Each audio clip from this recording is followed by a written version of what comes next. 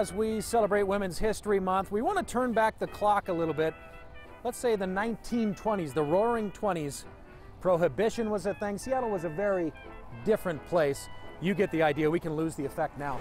Historian Felix Bonnell is here. Felix, one of the most prominent, important women in Seattle's history is actually commemorated right here in a small, easy-to-miss marker.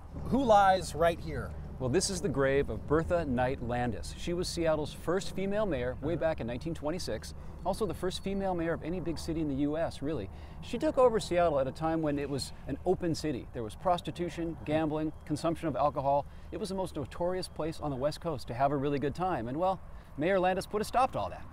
Obviously the 20s, very unusual for a woman to get into politics, let alone to take over the mayor's office. It's sort of a sexist thing. I mean, she'd finished raising her children. Her husband was very supportive. He was a professor at the University of Washington. That's why he has that big rock there. He was a geologist. That's also commemorated right here. It's pretty amazing. I don't. It's probably the biggest headstone on any part of the cemetery here. Yeah. But she was a woman who was into community organizing, and so in the early 20s, she ran for city council. She actually was on the city council for several years. In fact, when she was on the city council, the mayor, Doc Brown, left town to go to the convention in New York.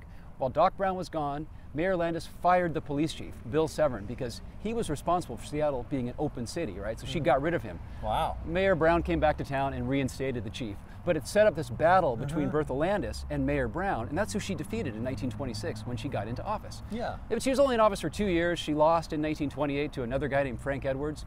The Seattle Times paid a great compliment to her. They said, on the day after she was defeated, they said, "We always supported her, not because she was a woman, but because she was a good mayor." I mean, what more could you say about somebody than that? And from everything you read, she wasn't just the first female mayor. She really was throwing elbows and trying to make some big splashy changes right away. Well, it was an era of very bare-knuckled politics. I mean, there wasn't any television covering it, but there was a little bit of radio, lots of newspapers, and Seattle was this place where, we were in the throes of maturing, right? We'd been this frontier town in the 19th century. Industrialization was happening. Boeing was small. Boeing wasn't the big company it is now, and so there was lots of elbows to throw around to really kind of chart the course for what the city was going to be like.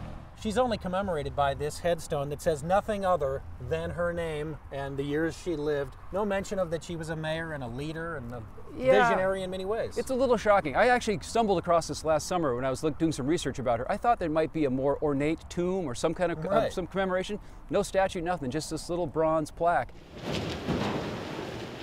Now in modern day Seattle, she is commemorated perhaps unfortunately with the namesake of the world's largest tunnel boring machine, Big Bertha. That's where they got the name from. Yeah, I mean, is that a tribute? I guess so. I mean, we'll see how the tunnel turns out, and maybe they could name the tunnel the Big Bertha Tunnel. I can't think of any other good names for that tunnel at the moment. Yeah. You want to come see her? You want to come pay tribute to Seattle's first female mayor, Mayor Bertha Landes, right here at the Evergreen Washelley Cemetery. And you could sit on that nice rock there. It's pretty comfortable. You can sit there and genuflect right there on Henry Landes's tomb boulder.